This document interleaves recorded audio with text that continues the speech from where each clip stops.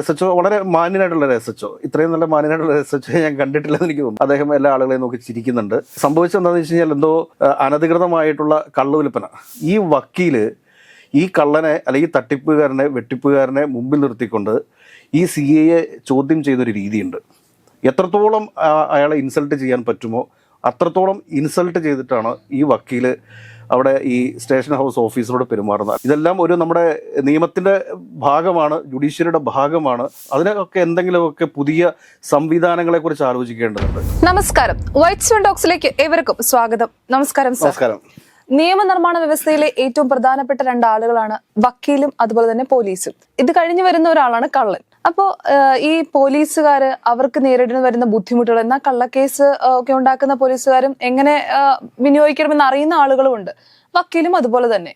എങ്ങനെയാണ് ഈ ഒരു പോയിന്റിനോട് അങ്ങേക്കുള്ള അഭിപ്രായം? ഈ ജുഡീഷ്യറിയും പോലീസും നമ്മുടെ സാമൂഹിക ജീവിതത്തിന്റെ അല്ലെങ്കിൽ നമ്മുടെ ജനാധിപത്യത്തിന്റെ ഏറ്റവും പ്രധാനപ്പെട്ട രണ്ട് ഘടകങ്ങളാണ്. ജുഡീഷ്യറിക്കകത്ത് വരുന്ന ഒരു സംവിധാനമാണ് ഈ പോലീസ് എന്ന് പറയുന്നതും അതോടൊപ്പം തന്നെ കള്ളൻ എന്ന് പറയുന്നതും. കള്ളനും പോലീസും കളി എന്നൊക്കെയുള്ള രീതിയിൽ നമ്മൾ ഒരുപാട് പ്രാവശ്യം ഇങ്ങനെ പറഞ്ഞിട്ടുള്ളത്. ഇന്നലെ പക്ഷേ വളരെ ദയനീയത തോന്നുന്നൊരു കാഴ്ച എൻ്റെ കൺമുമ്പിൽപ്പെട്ടു. മറ്റൊരു കേസുമായി ബന്ധപ്പെട്ട് മൊഴി നൽകുവാൻ വേണ്ടിയിട്ട് Ernakulam first class judicial magistrate കോടതിയിലെത്തി ഞാൻ ഏകദേശം ഒരു 11 മണിയായപ്പോഴത്തേക്ക് അവിടെ എത്തിയതാണ്. പക്ഷേ കേസ് വിളിച്ചപ്പോഴത്തേക്ക് ഏകദേശം ഒരു വൈകിട്ട് 3:30-4 മണിയായി. ആ സമയത്തിനുള്ളിൽ അവിടെ ഒരു എസ് എച്ച് ഒ നിൽക്കുന്നുണ്ടായിരുന്നു. ആ എസ് എച്ച് ഒ വളരെ മാന്യനായിട്ടുള്ള ഒരു എസ് എച്ച് ഒ, ഇത്രയും നല്ല മാന്യനായിട്ടുള്ള എസ് എച്ച് ഒ ഞാൻ കണ്ടിട്ടില്ലെന്ന് എനിക്ക് തോന്നുന്നു. കാരണം അദ്ദേഹം എല്ലാ ആളുകളെയും നോക്കി ചിരിക്കുന്നുണ്ട്. അദ്ദേഹത്തോടൊപ്പം തന്നെ ഒരു വനിതാ പോലീസുകാരി ഉണ്ടായിരുന്നു. അപ്പോൾ അവരുടെ ഒരു വലിയൊരു ബാഗുണ്ട്.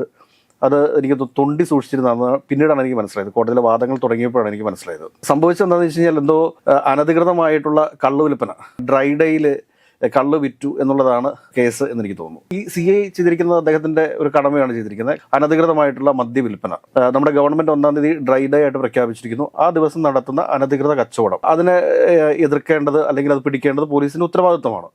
അതുകൂടാതെ തന്നെ കള്ളന്മാരെല്ലാം പിടിക്കേണ്ട ഒരു ഉത്തരവാദിത്വം. ഒരുപാട് ക്രിമിനൽ കേസ് ചെയ്യുന്ന ആളുകളെ, ഗുണ്ടായിസ് നടത്തുന്ന ആളുകളെ, വെട്ടിപ്പും തട്ടിപ്പും ഒക്കെ നടത്തുന്ന ആളുകളെയൊക്കെ പിടിക്കേണ്ട ഉത്തരവാദിത്വം പോലീസിനാണ്. അപ്പോൾ ഇങ്ങനെയുള്ള പോലീസ് ഇവരെയൊക്കെ പിടിച്ച് കോടതിയിലെത്തുന്ന സമയത്ത് പ്രതിക്ക് ഒരു വക്കീലുണ്ടാവും. ഈ വക്കീല് ഈ കള്ളനെ അല്ലെങ്കിൽ തട്ടിപ്പുകാരനെ വെട്ടിപ്പുകാരനെ മുമ്പിൽ നിർത്തിക്കൊണ്ട് ഈ സി എയെ ചോദ്യം ചെയ്യുന്നൊരു രീതിയുണ്ട്.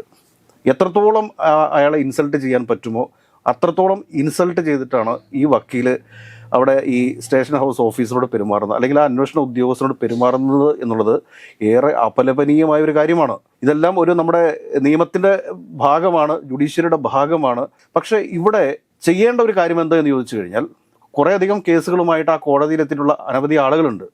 അപ്പോൾ അവരുടെ എല്ലാം മുമ്പിൽ വെച്ചിട്ടാണ് ഇവിടെ നിയമം നടപ്പിലാക്കേണ്ട ഒരു പോലീസ് ഉദ്യോഗസ്ഥനെ ഇതേ രീതിയിൽ അപമാനിക്കുന്നത് അല്ലെങ്കിൽ ചോദ്യം ചോദിക്കുക എന്നുള്ള പേര്. അത് കോടതി നടപടിയാണ്, സമ്മതിക്കുന്നു. പക്ഷേ അദ്ദേഹത്തെ പേടിപ്പിക്കുകയാണ് ഈ കള്ളനെ മുമ്പിൽ നിർത്തിക്കൊണ്ട്, ഈ ഒരു കുറ്റവാളിയെ മുമ്പിൽ നിർത്തിക്കൊണ്ട് ആ ഒരു പോലീസ് ഓഫീസറെ തേജോവധം ചെയ്യുന്ന രീതി. കാര്യം പറയാം, ഞങ്ങൾ ചോദ്യമാണ് ചോദിക്കുന്നതെന്ന് പറയാം.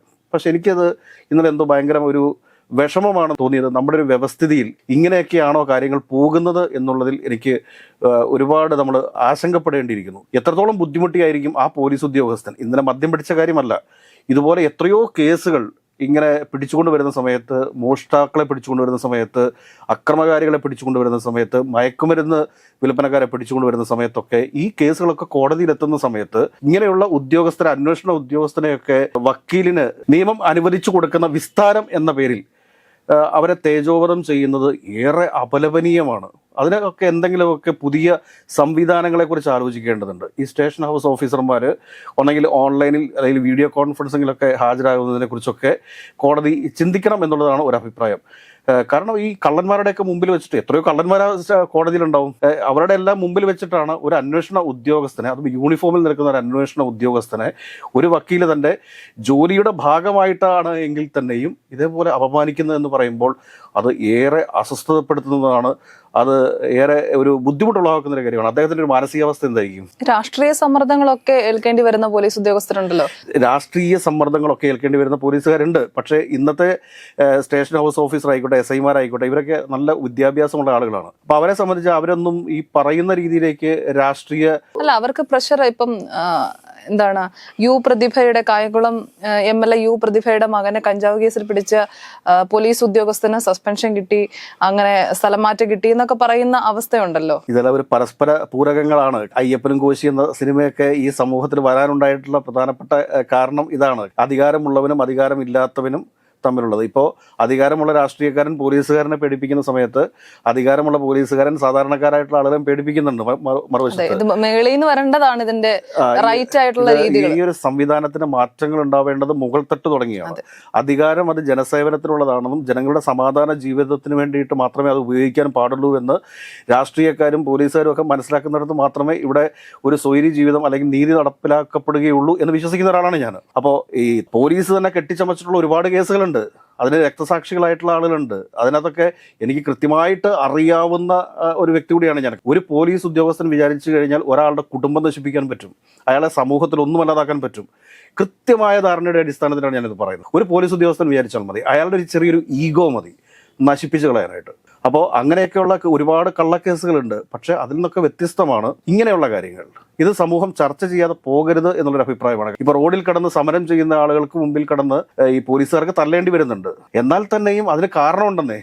കാരണം അവർ മനുഷ്യരല്ലേ. അവര് ഭരിക്കുന്ന പാർട്ടിയുടെ പോലീസ് മാത്രമല്ല, അവർ ഈ നാട്ടിലെ ജനങ്ങളുടെ സംരക്ഷണത്തിന് വേണ്ടിയിട്ടുള്ളതും കൂടെയാണ് ഈ പോലീസ് എന്ന് പറയുന്നത്. അപ്പോൾ ഈ പോലീസിന് നേരെ ഒരു അതിക്രമം വരുന്ന സമയത്ത് ഈ സർക്കാരിനെതിരെയുള്ള പ്രതിഷേധങ്ങൾ പോലീസിന്റെ നെഞ്ചത്തേക്ക് കയറുന്ന ഒരു സാഹചര്യത്തിലേക്കാണ് കാര്യങ്ങൾ പോയിക്കൊണ്ട്. ഇതിനകത്തൊക്കെ ഒരുപാട് മാറ്റങ്ങൾ വരണം. ഇപ്പൊ നമ്മളുടെ സമരങ്ങളൊക്കെ നടക്കുന്ന എന്താണ്, ഒരു റോഡിലേക്ക് ഇറങ്ങും, നേരെ ബാരിക്കേഡിനടുത്ത് നിന്നിട്ട് തള്ളലും ഉന്തലും തള്ളലും. ഇത് ഒരു ചാനലുകൾക്ക് റേറ്റിംഗ് കൂട്ടാൻ വേണ്ടിയിട്ടുള്ള ഒരു സംവിധാനമാണ്. അതിനുശേഷം ഈ ബാരിക്കേഡിന്റെ മുകളിൽ നിന്ന് കയറുന്ന ഒരാൾ കൊടി വീശും, അതിനകത്തേക്ക് കുറെ പോലീസുകാർ ലാത്തിച്ചാർജ് തുടങ്ങും, കുറെ ആളുകൾ പോലീസിനെ തള്ളിയിടും. അതിനുശേഷം ഈ തല്ലുകൊണ്ട് വീഴുന്ന സമരക്കാരെ എടുത്തുകൊണ്ട് പോകേണ്ട ഉത്തരവാദിത്വം പോലീസിന്റെയാണ്. അത് നമ്മൾ മനസ്സിലാക്കാത്ത പോലെ തല്ലുകൊണ്ട് വീഴുന്ന സമരക്കാരെ എടുത്തുകൊണ്ട് പോകേണ്ട ഉത്തരവാദിത്വം ഈ പോലീസിന്റെയാണ്. അപ്പൊ അങ്ങനെയൊക്കെയുള്ള സാഹചര്യങ്ങളുണ്ട്. അപ്പോൾ ഈ കള്ളക്കേസ് എടുക്കുന്ന പോലീസിനെതിരെ ശക്തമായ നിയമ നടപടികൾ ഉണ്ടാവേണ്ടതുണ്ട്.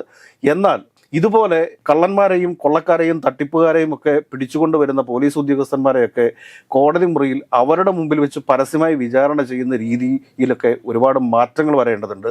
അത് സമൂഹത്തിന് നൽകുന്നത് ഒരു നല്ല മാതൃകയല്ല എന്ന് നമുക്ക് പറയേണ്ടതുമുണ്ട്. അദ്ദേഹത്തിന്റെ അന്വേഷണ പരിധിയിൽപ്പെടുന്ന, എനിക്ക് തോന്നുന്നു അദ്ദേഹം ഇപ്പൊ കാലടിയിലെ SHO ആണെന്ന് എനിക്ക് തോന്നുന്നു. ഒരു മിനിറ്റ് മാത്രമേ സംസാരിച്ചുള്ളൂ. എവിടെയാണ്, സ്റ്റേഷൻ ഏതാണ് എന്ന് മാത്രമേ ചോദിച്ചുള്ളൂ. അപ്പൊ എന്നോട് പറഞ്ഞത് കാലടിയാണ് എന്ന് എനിക്ക് തോന്നുന്നു. അങ്ങനെയുള്ള ഈ ഉദ്യോഗസ്ഥന്മാരെയൊക്കെ സമൂഹത്തിന് ആവശ്യമുള്ളവരാണ്. അദ്ദേഹത്തിന്റെ എത്ര നല്ല ഉദ്യോഗസ്ഥനാണോ മോശം, എനിക്ക് അദ്ദേഹത്തിന് മുൻപരിചയമില്ല, ഒന്നുമില്ല. ഇന്നലെ കണ്ടപ്പോൾ ഒരു വ്യക്തിയെ കാണുമ്പോൾ നമുക്കൊരാളെ വായിച്ചെടുക്കാൻ പറ്റും അയാൾ എത്രത്തോളം എന്താണ്. അങ്ങക്ക് കോടതി മുറിയിൽ തോന്നിയ അതേ അനുഭവം അല്ലെങ്കിൽ അതേ ഫീലിങ്സ് മറ്റു ആളുകൾക്കും തോന്നിയിട്ടുണ്ടാവാം. അങ്ങ് അത് പറയുന്നു, അവരത് പറയുന്നുണ്ടാവും. അല്ല, അത് പലർക്കും പല രീതിയിലാണ്. പോലീസിൽ നിന്ന് മോശപ്പെട്ട അനുഭവം ഉണ്ടായിട്ടുള്ള ആളുകളാണെങ്കിൽ അവരെ സംബന്ധിച്ചിട്ട് അവർക്കതൊരു സന്തോഷം പകരുന്നതാണ്. അതായത് സിനിമയിലൊക്കെ നമ്മൾ കണ്ടിട്ടുണ്ടാവില്ല. കാരണം ഈ കാക്കിയെ തെറി പറയുന്നത് കണ്ടു കഴിഞ്ഞാൽ എല്ലാവരും കൈയടിക്കും. അതിന് കാരണം എന്താ വെച്ച് കഴിഞ്ഞാൽ അവരുടെ അനുഭവങ്ങളാണ്. പൊതുജനങ്ങളുടെ കാര്യം മനസ്സിലാക്കേണ്ടത് എന്താ വെച്ച് കഴിഞ്ഞാൽ നമ്മുടെ ജീവനും സ്വത്തിനും സംരക്ഷണം നൽകുന്ന ആളുകളാണ് കേരള പോലീസ് എന്ന് പറയുന്നത്, അല്ലെങ്കിൽ പോലീസ് എന്ന് പറയുന്നത്. അപ്പോൾ ഈ പോലീസിന് തെറ്റുകൾ പറ്റില്ല എന്ന് ഞാൻ പറയുന്നില്ല. അതിന് കൃത്യമായ ഒരു ഉദാഹരണം എനിക്കുണ്ട്. അതുകൊണ്ടാണ് ഞാൻ പറയുന്നത്. കാരണം പോലീസുകാരിൽ മോശപ്പെട്ട ആളുകളുണ്ട്. പണത്തിന് വേണ്ടിയിട്ട് അല്ലെങ്കിൽ മറ്റുള്ളവർക്ക് വേണ്ടിയിട്ട് ആരെ വേണമെങ്കിലും പെടുത്തുന്ന ഓഫീസർമാരുണ്ട്, ഇല്ലായകയില്ല. പക്ഷേ ഇന്നലെ കണ്ട ആ ഉദ്യോഗസ്ഥൻ ഒരു മാന്യനാണ് എന്നെനിക്ക് തോന്നുന്നു.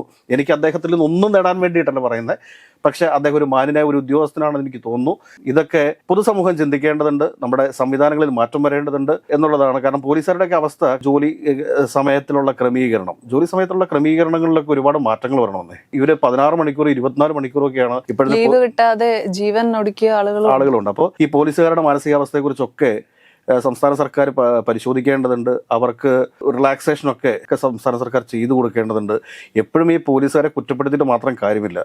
അവർക്ക് ഏതൊരു മനുഷ്യനാണെങ്കിലും ജീവിക്കാനുള്ള ആവശ്യത്തിനുള്ള ശമ്പളവും കാര്യങ്ങളും ഒക്കെ കിട്ടിക്കഴിഞ്ഞാൽ ആരും അഴിമതിക്കാരായി മാറുമെന്ന് എനിക്ക് തോന്നുന്നില്ല. ജീവിക്കാനുള്ള ശമ്പളം കിട്ടി. അഴിമതിയെ പറ്റി പറയുമ്പോൾ മുകൾ തട്ടിലുള്ള അഴിമതി കാണുന്നവർക്ക് താഴെ തട്ടിലുള്ള അഴിമതിയെ കുറിച്ച് പറയാൻ പോലും പറ്റില്ലല്ലോ. ഇപ്പൊ ചില ആളുകളൊക്കെ പറഞ്ഞ് ഞാൻ കേട്ടിട്ടുണ്ട്. കാരണം ഒരു CAയുടെ ട്രാൻസ്ഫറിന് അല്ലെങ്കിൽ DYSPയുടെ ട്രാൻസ്ഫറിനൊക്കെ ഓരോന്നിനും ഓരോ സ്റ്റേജാണ്. അതിൽ വെച്ചിട്ട് പൈസ കൊടുത്താൽ മാത്രമേ അവർക്ക് ആ സ്റ്റേഷനിലേക്ക് കിട്ടുള്ളൂ. അപ്പോൾ പൈസ കൊടുത്തൊരു സ്ഥലത്തേക്ക് സ്ഥലം മാറി വരുന്നൊരു ഉദ്യോഗസ്ഥനെ സംബന്ധിച്ചിട്ട് അവന് തീർച്ചയായിട്ടും ആ പണം തിരിച്ച് വസൂലാക്കാനുള്ള മാർഗം നോക്കൂല. അപ്പം ഇതിന്റെ അഴിമതി എവിടെ കിടക്കുന്നത്? ഏറ്റവും മേൽത്തട്ടിൽ തന്നെയാണ് കിടക്കുന്നത്. രാഷ്ട്രീയ നേതൃത്വത്തിലെ അഴിമതി തന്നെയാണ് താഴെ തട്ടിലേക്കും വരുന്നതെന്ന് ഇവിടെ മനസ്സിലാക്കാനായിട്ട്.